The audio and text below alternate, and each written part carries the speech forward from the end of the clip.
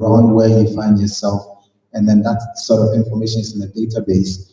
The Ghana National Fire Service or maybe the police could even trace that based on the information you provide on that form to get you rescued out of that. From that, point of view, I think it's right. But then again, we are still in limbo, thinking, is it a right thing to reveal everything out there for people to know because of threat or cyber issues? So it's quite debatable. But for me, for security purposes, to some extent, you can reveal your contact, your location, and your age, some basic stuff you should. Okay, so thank you. I'm going to add to what you said about you allowing. My very first, my go-to answer would be no. Why? Because I'm a very staunch believer in the fact that the internet should be used as a tool and not a space. This is what I mean. If you want to trim hedges in your house, you don't go for scissors. Unless you have the need of putting on your location, it shouldn't probably be on. Unless you want somebody having access to something, don't put it on. For the tool, you go for it when it's needed. So like you said, there are some times you need it, that yes, you've got to allow for access, for people to be able to see where you are or to track you. But until you need it, it has no business being on, if you ask me. Yeah. So let's move on to the next one. So the question says that, I think Doc will love this. As jobs are evolving and everyone is upskilling, what are the best ways to utilize this phenomenon in developing businesses and startups here in Ghana? I'm going to take it again. As jobs are evolving and everyone is upskilling, what are the best ways to utilize this phenomenon? I'm thinking this phenomenon is the digital jobs and let's say the youth inclusion. So what should we do in developing businesses and startups here in Ghana? Okay, are people upskilling? That's the big question then. So maybe you should be thinking of helping people to upskill. We are saying people should upskill. Are they doing that? We had a small debate between education and skills and training and so on and so forth. But I think a lot has been said. We talked about problem solving skills, critical analysis skills, and so on. In the old days, my understanding when you were at university is that those were the skills we were supposed to be grasping. These days, I suspect there's very little of that.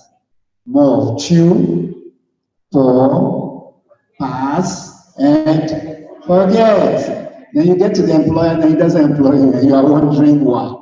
Yeah, so those are things that I think they were all mentioned, those skills were mentioned, and the app switch probably will go for those who help a lot of people who want to get some of those skills. That's my little take on that. I don't know whether you have any more you want to add, or anybody else has any more to add, but that's what I would say.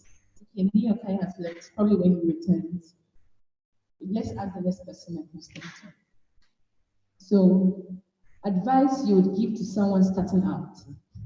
It looks like the person is falling in line. Advice you would give to someone starting out. Some resources and anything we are leaving out here that needs to be addressed. What advice would you give to somebody starting out? Some resources, and is there anything we are leaving out that has to be addressed here? Starting out a career or starting out a business. Okay, I'll take it from both perspectives just so it satisfies everybody else. So starting out a career, or let's say starting out as an individual, because self-development is what leads to the other things. Starting out as an individual, you first need to build a discipline. You can't do any other thing if you don't have the discipline to achieve your goal. Because you set a goal, you set objectives to meet the goal, and you remember you have exactly, and time management is one of the most critical things you need to consider if you want to be exceptional. The most common denominator in life is time. No matter your social class, status, religion, race, whatever it is, everybody's entitled to 24 hours. And so how you use your 24 hours effectively determines how exceptional you become from everybody else. As you move up, you find smarter ways of getting things done. And that means you cut down waste and you can repurpose your time for other things. And so if you're able to identify, if you're able to figure out that formula clearly, you start to now prioritize what you want to achieve. Now, it's also important that you set clear short-term goals. And what I mean by short-term goals is, at the end of the year, while you are doing an introspection in what you achieved throughout the year, if you do it anyway, I do. It's a life hack. Every time you go back in time to check what you did wrong and pick up what you found out to be very relevant to your next step, it allows you to cut down the time you take to get to wherever you're going. But every time you make a mistake and you forget the lesson you learned from that mistake, you will make that same mistake again. That's why I say what a first fool is not a fool, a second fool is not a fool, but a third fool is a very big fool. So if you made a mistake twice and you decided to repeat it again, you've wasted time, you've wasted life, and wherever you're headed to is lengthened. So if you're able to figure out this formula very well, you can easily develop yourself. Now, if you're able to develop yourself, if you are starting out a career, these principles apply. You enter a job, there are people with 15 years experience doing the same job you're about to start. But you come in and in 2 years, you've received promotions more than 5 times and you become a head of that particular department. And the people who have been working there for 15 years do not understand. If you are very smart, immediately you get in. There's somebody who has 15 years experience working there. That's a full hack for you. Ask as many questions as possible as you can and learn about why that person took 15 years to get to wherever he is. And figure out how you can beat that 15 years in 2 months or even more. Set very ambitious goals. We call something big, hairy, audacious goals. If you're able to set these goals and you live by them in terms of discipline, you'll be able to achieve things a lot more faster.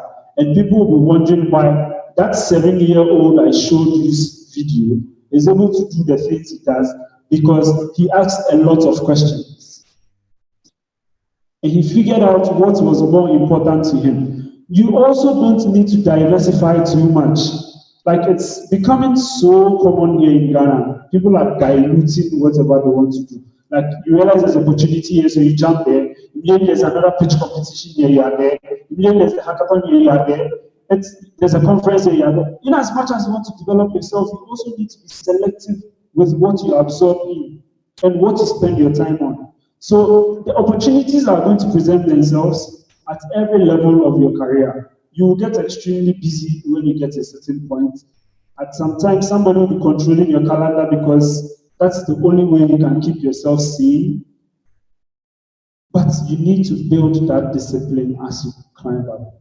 And so you have to be very selective, like I said, in terms of what you absorb and what you participate in.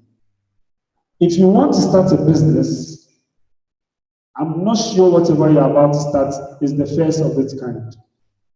You may have innovated. It will be a new way of doing the same thing, but the end goal is the same. Find out from people who have faced similar challenges and try to see how best you can overcome them. Today, the internet allows us to access a lot of information for free. You can imagine if you go to my Google history, you will be shocked at the things I ask Google every time. Because I don't need to ask somebody again. Google has a lot more information and exposure than the person sitting next to me. So I go on there and ask as many questions as I can. After all, I'm not shy to ask Google as compared to asking you. You get it? So ask. If you are even trying to sleep and you can't sleep, go and Google, how can I fall asleep? You get it? And it allows you to ask all the silly questions you can think in your mind, but immediately you get answers to these questions, they start to eliminate the doubts you have about certain things, which are obstacles preventing you from moving. So if you want to start a business and you don't have a lot of resources, find growth strategies. They call them growth hacks. These growth hacks are, you want to start selling airtime, or you want to start a mobile money business, but you don't have starting capital. You have 10 Ghana cedis. A bag of water costs 3 cedis, 50 pesos. When you sell a bag of water, you probably make 100% profit from it. Out of that 100% profit, if you employ the multiplier effect, you can raise back that money in a short time. So you find the basic necessities of the people living around you and try to sell it to them at a value. When you multiply that value, you can quickly raise your capital to do whatever it is. This rule doesn't apply in every case, but if you are starting up, this is probably one of the easiest ways to do it. I've done it before, I've done it several times, and it's worked for me. And so these are the few things I would encourage you to try and do. Yeah. Thank you so much. Okay, so this one, we'll take this from you, two from the crowd, then we'll break out. So the person is saying that the issue of automation and the idea that it's taking away work is one that is not new at all.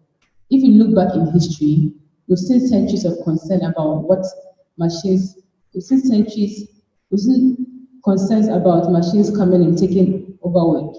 Why is this discussion coming up in such a big way today? Why is it important? So we've all heard that the machines are coming, or the robots are coming, right? Yeah. So they are always here. They've been with us for quite a long time, just that we haven't been aware that we are with them. You have Android or iPhone, the Siri we use, the Google Assistants, they are all automation. These are all robots we use. The robots are not going to be in human form to scare us away or take our job, but the process and tasks we automate. That's what we mean by robots. We will get to an era where these machines, we'll see them or we'll have them in our workplaces. Because I think we have Sophia now, who is a citizen of Saudi Arabia, and more of them will be coming. So why is it the need to have this conversation? There has been a paradigm shift. So as Foster presented, there are some new highly demanded skills. That's what humans have to be moving at pursuing. So in every revolution, things change, businesses change, humans change, but the pace at which human has been changing are very slow. Currently, when we go to our filling stations, all the filling stations here in Ghana are manual. Somebody has to serve it. So imagine we just automate only filling stations, the number of people who lose their job. So what I'm trying to say is, we have enough brain capacity to do most of these sophisticated tasks. But because I would say our culture, our environment doesn't encourage us to learn and explore a lot, we always start with the little knowledge we have and we settle for the little jobs available. Ideally, we're supposed to be looking at how we can solve the problems we have, and by solving the problems, we create more businesses, not need more sick brains to grow sick businesses. Businesses like Facebook and WhatsApp and the rest, they started very small as a project. But looking at the kind of employment they are employing today, it's really big. So we have to do the same here. Because whether we like it or not, automation will come. But the problem is, are we going to build this automation or are we going to import them? Because when we import them, it's going to take away our jobs. But when we build them, we are going to create more jobs to automate our process and systems. So that's why there's a need to have this conversation. Thank you so much. Okay, so we're going to have, because we don't have online questions anymore, two people from the crowd, the last two speakers. Any question? You could just put up your hand. Cybersecurity. They're shy, right? Okay, so you have Roger, who's a cybersecurity expert, and Sapporo, who is everything SDGs. So any question you have, you can just put up your hand. And okay. Okay, well, they are still shy. So I'm going to okay, you have a question. Okay. Good afternoon. I'm Jamal Adam. I wanted to know if the televisions we have in our room also play a role. Because when you tune on to the stations, the child, the guy came to present. So when you tune on our televisions, we see alcohol being advertised. And we strictly say 18 years and above. Curiosity of a child can lead the person to looking into what is inside. So how are we, as a country, solving this kind of issue? Probably the security analyst can. Okay, thank you. You can solve this problem from too many angles for comfort. Now, You see, you can do it at the national level, you can do it at the community level, you can do it at the family level, and you can do it at the individual level. So if you raise your child to have certain values, that you can have alcohol when the time is fit and right, and that child is one that relates with you in a certain way, they will understand and they will pick up that value. And so the advertising might not necessarily sway them. But let's say that fails. Let's kick it up a notch. At the family level, you can decide that, okay, there will be no TV watching without parental guidance at a certain point in time. And so if at all those advertising come up, you can then immediately educate the child that this is not what you should be into. But let's say that fails. At the community level, or take it higher a notch, at the level of a regulator who manages content that's put out on mass media, the regulator says that all adverts about alcohol should only be aired after 9 p.m. The assumption is that at that time, most kids will be asleep. So then at that level, you are also providing some sort of cover. Let's say that fails. What next? So when it comes to security, we always have what we call compensating controls. Okay. The fact that you are implementing one control for a particular risk doesn't mean that one alone would work. The efficiency of your security solution grows exponentially as you layer control upon control. For a decentralized program management, will have their own program management. But it's going to be if you layer multiple controls on this, let's say all of it fails and your child decides to drink anyway. Maybe one will save them. But race will hold the capability. Or go to bed immediately after. If that's the case, then we can only hope that our kids would imbibe support the right decisions, consistent things all the time. Together, the most aggressive means of self-protection. The best way that I know is to have a relationship with your children.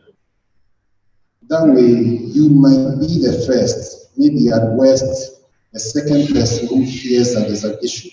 Because if you look at the messaging, for example, from the National Cybersecurity Center, I think the last part of SMART was a T, which says, tell an adult that you trust. So again, trust seems to be coming up. Let's build trust in the relationships we have with these children because they are vulnerable and they don't filter, they don't have firewalls. They absorb everything that they take, just like that. So I hope I've done the question justice. So I just have an idea from this. So what if we can build a small AI tool that can determine the people watching the TV based on the program and change channel? So you realize you are young, then the system automatically change the channel. So we have to be thinking open-minded because some of this problem, regulation won't solve it. But if we can come with a simple tool that if you attach this to your TV, whenever there's a program and it's not for kids, maybe the system wouldn't allow it to be changed to a different channel. Then people buy that product. Then you start building the next maybe big company or something. So I think we should always be open-minded to the problem because government can't solve our problems for us. And I think we are the ones that's supposed to do that. That brings me to what I have here. I didn't want to talk about it. So this is an AI chip that can do facial recognition and identification in real time on the chip without internet. So imagine we can build something that can scan the room, identify the face, and even tell the age of the person, and compare to the content shown on the TV, and based on that, change the channel. That should address the problem. Yeah.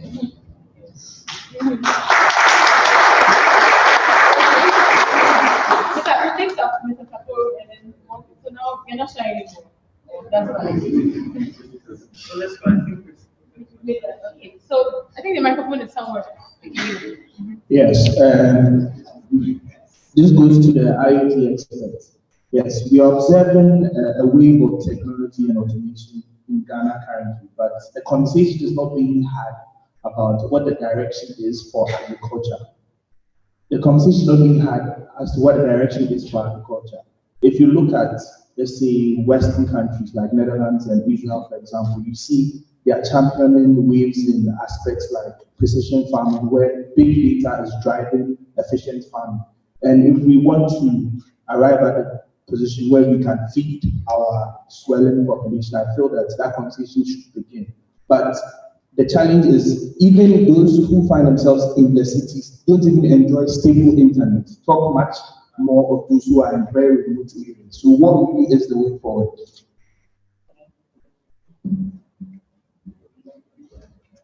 So that's a very interesting question. IoT is very new in the environment.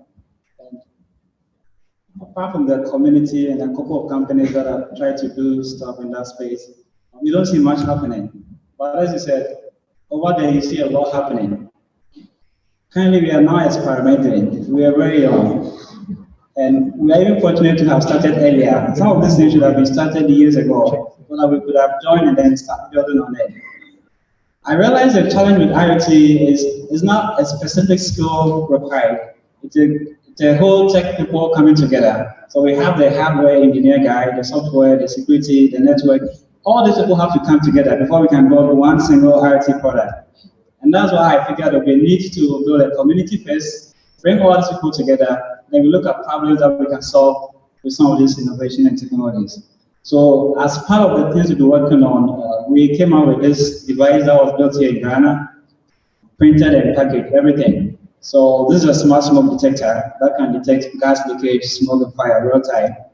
And wherever you are, you can monitor your home with this, and you can also receive data. This same information can be relayed to fire service near to your place, so that whenever something is happening, they can watch real time and then attend to you. So it's a basic IoT tool, but the implication is very big. In the space of agri, it's a very complex space. Even currently, without technology, there's still challenges. The risks are also too high. So that's where, as I said, big data could play a role, because if a farmer knows when it's going to rain, they wouldn't go and plant and then hoping that rain will come and then irrigate the farm. So we need much data and much IoT in that space. But the challenge with connectivity is not much of a problem as in internet. So with this same device I have here, it has a hotspot built into it. So when I power this on, this one has its own network capability that I could connect multiple devices to. So you might not necessarily need internet to collect data in your farm, but when you want to push it to maybe a cloud platform or do analytics online, that's where the internet comes in. Or when you want to access the data real time remotely, that's where internet comes in. So I don't think internet is stopping us from building IoT solutions. It will be the first phase. If we can build a solution and build our own local network to collect the data and then have a local server maybe on Raspberry Pi to process this data, we wouldn't need internet. But when we want to take it to extreme, maybe nationwide, countrywide, or regional level side, that's where we would need more internet. So I don't know if it answers your question, but the challenge I'm facing here is the interest of the people willing to solve problems using this information, not the infrastructure. Thank you. I think this, when you talk about national agenda, one of the biggest things that comes into play is prioritization. The most basic principle of economics is leveraging the scarce resource available to get something done. And if you look at the population and what clearly is the problem they are facing, will you prioritize precision farming over, I'm not saying it's not important, will you prioritize it over providing accommodation or shelter for somebody, which is a basic principle they need to satisfy before that. So it's okay for us to do comparisons with the first world, who are about 50 to about a century older than us in terms of development. But it's also important that we contextualize whatever we want to lift and bring it to our country locally to see whether it's deemed fit, it's timely, and it's relevant to the people who we are designing it for. So national agenda should be designed with this in mind. And we can only achieve a national agenda together if we share a common vision. If we believe that what government is prioritizing is it's same as what we want to be seen as prioritizing as the priority of the country, then we can all work towards that goal. That is why the SDGs are there to keep the entire world to work towards a common goal, instead of working in silos to address our own problems without considering what is primary before what is secondary. Thank you. So I'm a firm believer in action. You have an idea in relation to IoT for agriculture. He has the know-how in terms of IoT. We could layer on top a bit of cybersecurity. We could do a bit of Linux. We have a Stanbic Bank to bring the money. We have SDGs here. Let's do this. I believe that startups come out of a mindset of failing quickly and pivoting subsequently. So I always, when it comes to, and I'm not an innovation person necessarily, but when it comes to new things, try it out in a way where it's not time consuming. Can we build a mock-up? Can we build a framework? Can we validate the framework with a certain group of people? If it is useful, transition from there. So let this be the thing that when we do this next year, we say that we actually picked up an idea, we worked on it, and we came up with something. Right? And what I want to say in line with this is that when we look around, the frustrations we have are great opportunities to start something.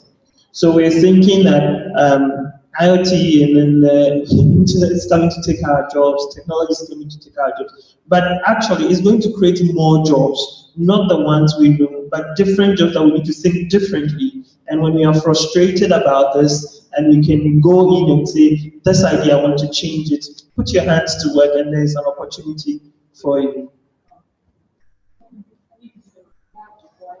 Okay, yes, my name is Habiba.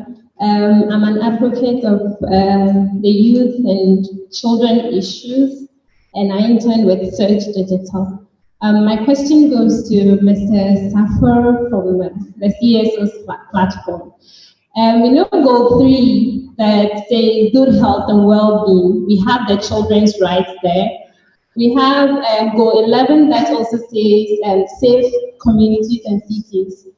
How are we involving our youth and the children, especially the grassroots, to know about all these rights, even concerning the internet as well? Thank you.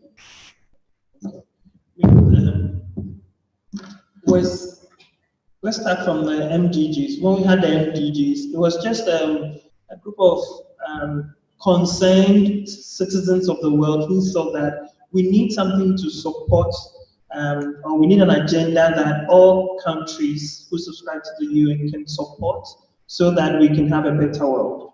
And so participation through that was very limited. However, when it came to the SDGs, there was a lot of solicitation from a lot of countries to actually contribute towards that. One thing that was actually lacking was the involvement of young people in the ideas towards the SDGs. So we've seen that actually the 2030 agenda focuses a lot on young people. And so everything you're doing around tech, agric, everything has an element that you can actually pivot around an SDG in there. So when we're talking about education as SDG 4, or when it comes to sustainable communities and cities, we're looking at how, for example, starting from government can support this going through. And it's for Ghana, it's good because we have an office at the presidency that looks at SDGs and supports that agenda. So there's currently an ongoing competition on the SDGs where young people can now get into it. As to whether it permeates to the rural areas is another issue. So this is where we have things like they call the private public-private partnerships, the PPP, driving those agendas. So there's a partnership from private sector, public sector, and even the CSOs driving the agenda. So there are CSOs that have initiatives with primary schools in the hinterland, and then there's the PPPs that are also driving such. I wouldn't say we have enough, and more can be done to drive that to get to the end. I know there is currently an SDG as a competition going on for second cycle schools across the country. So this is a way that we can get more people, or especially young people, informed on the SDGs as well. Yeah.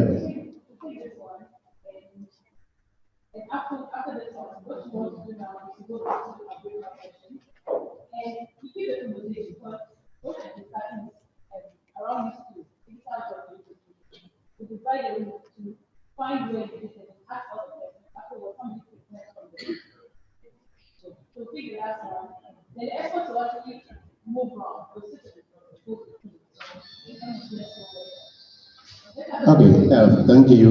My name is Michael Ologu from Suhu. The third panelist from my left made it clear that the robots, whether we like it or not, are taking our positions in the job market gradually.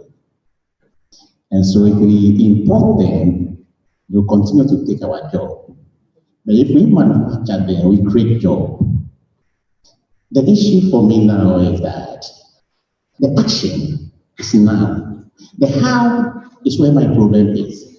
And this is the right opportunity for us to know how to create those robots. So now that we've met here now, what is the action? What's the way forward? What do we do to create those robots? Thank you very much. That is an interesting question. And yeah, a lot of conversation happens in our ecosystem, and another day nothing happens, right? So that's the purpose of this community I started 2 years ago, IoT Network Hub. And what we do is we meet here every last Saturday of the month, and when we meet, we discuss about some of the problems we face in the environment, our societies, and we see how best we can solve them using these new emerging technologies. The reason why we are pushing for these emerging technologies is because of their exponential power. So if I build this tool today, and then it works perfect, it means all the house in Ghana can buy this single product. And that's the exponential power of these technologies. It means every home in Africa can also buy it. And that's why we are pushing much into these emerging technologies, especially IoT and AI. And what we've been doing over the past 2 years, awareness wasn't much there. So we have built awareness, we're building capacity. We have about 2,000 members in Ghana here. And we have a chapter in Kenya, Nigeria, Rwanda, and Gambia. We're still growing. We are growing very, very fast. Now, the next years ahead, I keep asking myself, now we have the brains, we have the people, what next? So every day I ask myself the same question.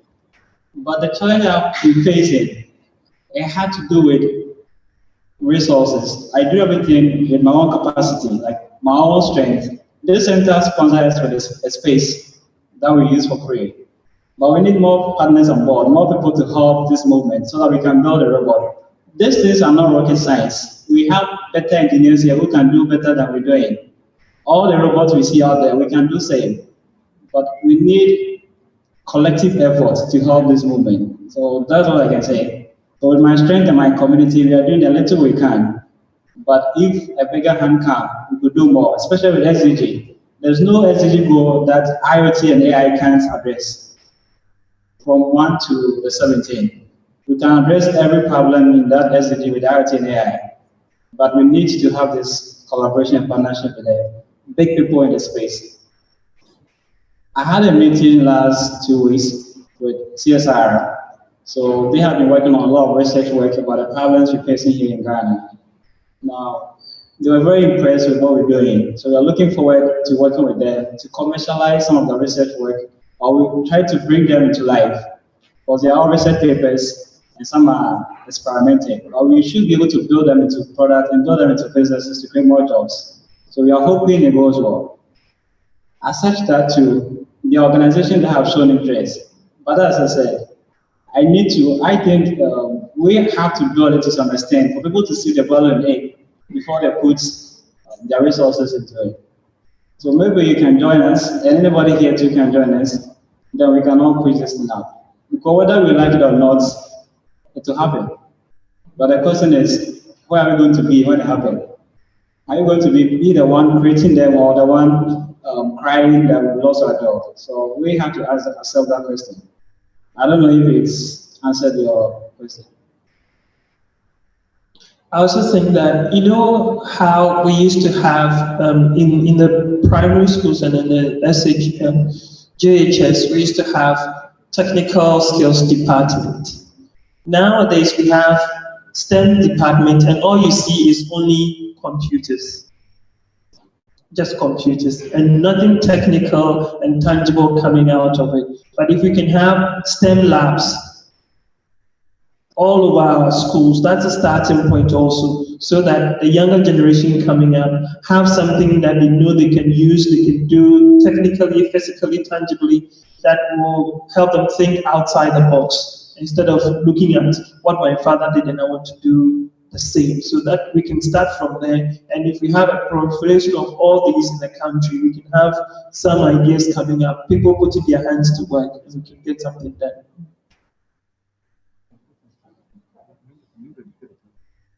I like the contribution area which said, let's see what we can do around this panel. And I think more important is the audience we have, participants, you sitting, maybe you have to buy one of his products. Maybe that's the first way. What? He's saying join him, but you also heard him say resources. So perhaps you have to buy one of his products. That's how I'm seeing. Perhaps he has to do some work, more work to package it so that maybe it can be funded and the rest. I think everything has been said on some of these subjects and topics. Sometimes it's putting it together for everybody to understand. For example, one of the things which I think was said was that in a generation's time, Africa will be #1 in the world in terms of population. Maybe I may be long gone by then, but a lot of you will still be around. And you'll be saying, oh, so what did we do in the last 30 years? So that's why I'm saying that everything has been said. He's talking about AI, he's talking about robots. When I hear that, basically I hear software. I don't hear machines and things going around. I'm sure you all watched Terminator, or you haven't. So I've had this provocative headline always in my, running my head. Skynet is here. Now some people are quiet. Do you know what Skynet is? The people are saying, no, you see people are saying, the Terminator they remember, but the Skynet they don't remember. Why? Because the Skynet is the software behind all the machines and the robots. So of course, I'll say it's about the software. Again, you see me going back to my Linux and the open source and all the rest. So those of us in this room, we shouldn't say, I'm unemployed, I don't know what to do, I don't know what is next. Because all the opportunities are there. You can join, you can be a part of it. I think we were told earlier on that the developers and the programmers are the core. Let me make it clear, I'm not a tech person. Okay? I'm not tech, I'm like any of you here. But I've been with this community for about, well, we founded about 15 years ago. So Dr. Kwena was telling you what he did 26 years ago when he brought internet to Ghana in 1994. Some of us remember those days. Some of you went around. So 30 years time, what will happen? But I'm saying that each and everyone sitting here, we've had this great opportunity. The sky for me is the limit. Thank you. You're welcome. Okay, so we want to quickly break out into our groups. And I would love to thank our panelists for the knowledge, the foresight and insight. We really do appreciate it. And thank you.